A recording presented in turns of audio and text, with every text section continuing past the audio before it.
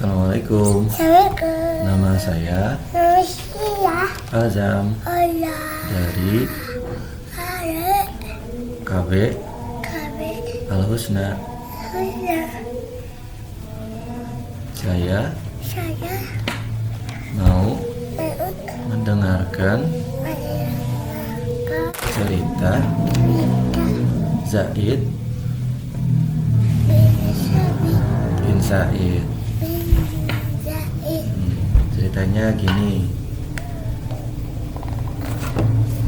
Zaid bin Sabit. Pada sore hari, kaum muslimin bersiap-siap berangkat ke medan perang Badar.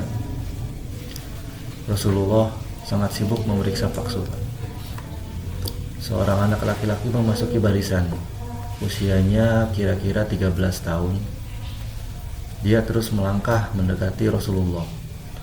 Anak itu membawa sebilah pedang, tetapi pedang itu sangat panjang sehingga pedang yang digenggamnya menyentuh tanah. Saat ia berjalan, terdengar suara besi bergesekan dengan kerikil. Anak pemberani itu bernama Zaid Zaid. bin Sabit. Sabit. Langkahnya terhenti ketika sampai di sisi Nabi Muhammad. Zaid bin Sabit menyapa Rasulullah dengan penuh hormat.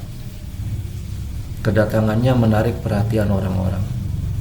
Apakah gerangan yang diinginkan bocah itu? Di hadapan Rasulullah, Zaid berkata, "Wahai Nabi, izinkan aku ikut berjuang. Aku ingin menjadi bagian dari pasukan muslimin. Aku ingin berperang mengalahkan musuh-musuh Allah."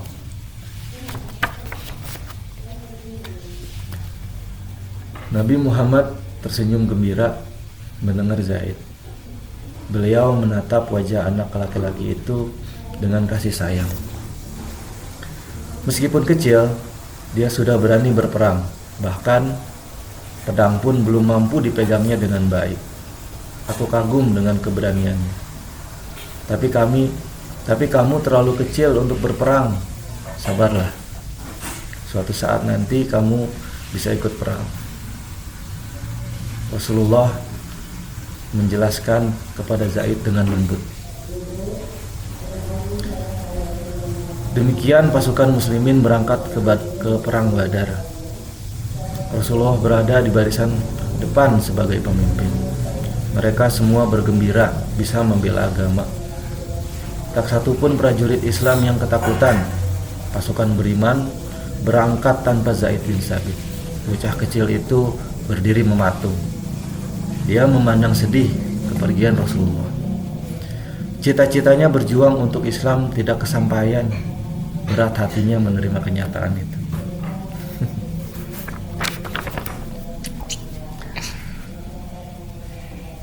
Nuar binti Malik memandang dari kejauhan. Nuar adalah ibu Zaid. Ibu Zaid itu takut bersedih atas kekecewaan putranya. Si ibu membayangkan ayah Zaid yang telah wafat. Tentu sang ayah bangga putranya bisa ikut berjuang. Si ibu mengusap kepala Zaid. Sabarlah anakku. Jangan larut dalam kesedihan. Pasti ada cara lain berjuang untuk agama. Sekarang tenangkanlah dulu dirimu. Marilah kita pulang. Bujuk Nuar ibu Zaid. Zaid bin Sabit berdiam diri, tetapi dia bukan termenung dalam kesedihan, melainkan sedang berpikir keras. Kira-kira apa yang bisa aku perjuangkan untuk Islam? Kata Zaid. Apa kelebihan yang aku miliki? Kemudian Zaid menemukan ide cemerlang. Dia menemukan kelebihan dirinya. Ini tak akan terhalang karena usia yang masih kecil. Zaid menjelaskan kepada sang ibu. Nuar pun menerangkan keinginan putranya kepada sanak saudaranya.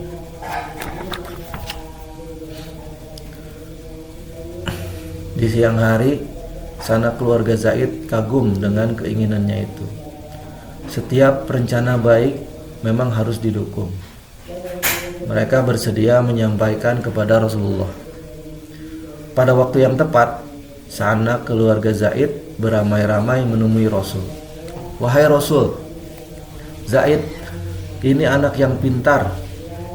Dia ingin berbakti kepada agama dengan kepandaiannya. Zaid bercita-cita mengabdi kepadamu. Anak ini ingin selalu menyertaimu, ungkap seorang perwakilan keluarga Zaid, pamannya. Baiklah, coba terangkan apa kelebihannya, tanya Nabi Muhammad. Salah seorang menjelaskan, Zaid hafal 17 surah dari Al-Quran. Baca Al-Quran Zaid sangat baik. Tajwidnya pun bagus. Pokoknya semua sesuai dengan yang diajarkan Rasul. Sanak keluarganya yang lain melanjutkan, Zaid mahir membaca dan menulis bahasa Arab. Keahliannya mengenai bahasa sangat menakjubkan. Dia pantas mendampingimu. Semoga keahliannya bermanfaat bagimu dalam memperjuangkan Islam. Dia membaca Al-Quran dengan suara yang merdu. Dia menguasai ilmu tajwid dengan benar. Bacaan Al-Quran Zaid benar-benar indah. Hadirin yang menyaksikan berdecak kagum. Pokoknya penampilan Zaid sangat memuaskan. Wajah Rasulullah tampak cerah. Zaid bin Sabit tidak berhenti di sana saja. Di hadapannya terhampar lembaran yang berisi tulisan. Zaid mulai membaca dengan lancar. Kemudian dia juga menulis Arab dengan baik.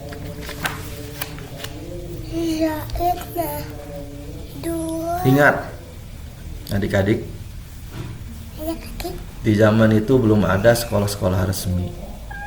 Ketika itu sangat sedikit orang yang bisa baca tulis. Orang-orang dewasa yang mampu cuma beberapa saja. Apalagi anak-anak kecil. Benar-benar jarang yang bisa baca tulis. Disinilah letak kehebatan Zaid bin Sabit. Hal yang sulit bagi orang lain mampu dikuasainya dengan baik. Padahal ketika itu usianya baru 13 tahun. Wajar jika kesuksesan Zaid dalam ujian membuat hadirin bersyukur.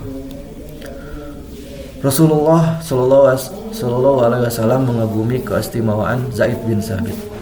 Rasulullah pun punya rencana khusus. Zaid cocok menjadi sekretaris yang handal. Dia juga anak cerdas. Tentu tak akan terkecoh orang jahat. Zaid membutuhkan pembekalan ilmu tambahan. Rasulullah berkata, "Wahai Zaid, pelajari dan kuasailah bahasa Ibrani. Niscaya kamu akan bisa dekat denganku. Kemampuanmu akan sangat berguna membela agama Islam."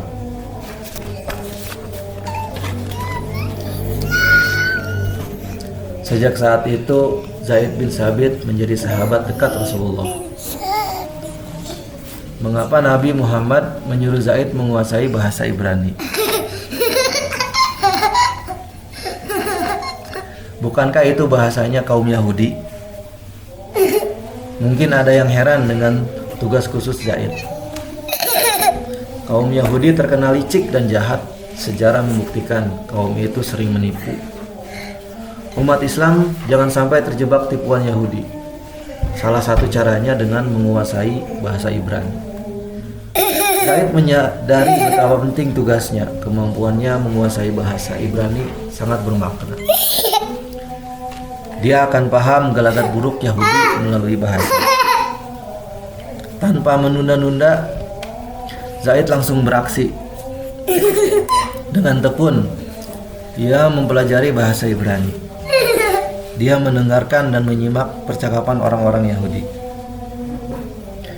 Zaid mencermati tulisan-tulisan mereka.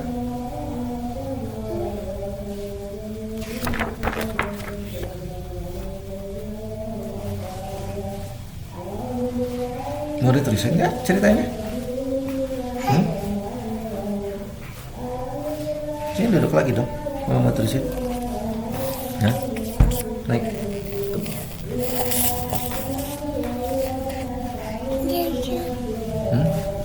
Duduk di sini. Oh. Duduknya kan di situ di bawah. Nah, terusin lagi ya. Itu nggak kelihatan deh. Nggak kelihatan azamnya. Kelihatan. Mana tuh? Kelihatan kepalanya doang. Nah, coba. Buruan. Mau terusin nggak ceritanya? Hah? Kelihatan. Atau pegal gitu mah nggak duduk? Kelihatan. Nah gitu. Terusin ya. Otak Zaid benar-benar cemerlang. Berkat belajar yang tekun, bahasa Ibrani berhasil dikuasainya. Dalam waktu singkat, Zaid telah lancar berbicara.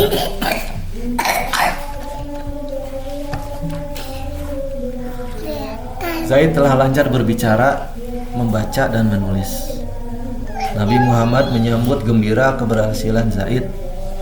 Sejak itu, berbagai urusan kenegaraan dilaksanakan oleh Zaid.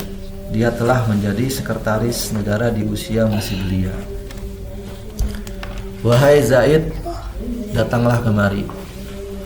Siapkanlah peralatan tulis menulis. Aku hendak menulis surat kepada kaum Yahudi. Seru Nabi Muhammad. Zaid sudah menyiapkan segala keperluan. Dengan cekatan, Zaid mencatat surat yang didiktekan Rasulullah. Nabi Muhammad mendiktekan dengan bahasa Arab. Lalu Zaid menerjemahkan ke bahasa Ibrani dengan sempurna. Sehingga orang yang menerima surat paham maksud dan tujuannya. Semenjak itu, nama Zaid bin Sabit sangat terkenal. Kehebatannya menjadi perbincangan masyarakat. Banyak orang memuji kepandaian menguasai bahasa Ibrani. Pantaslah dia menjadi sekretaris pribadi Rasulullah. Namun Zaid tidaklah sombong. Dia tetap anak yang ramah dan rendah hati.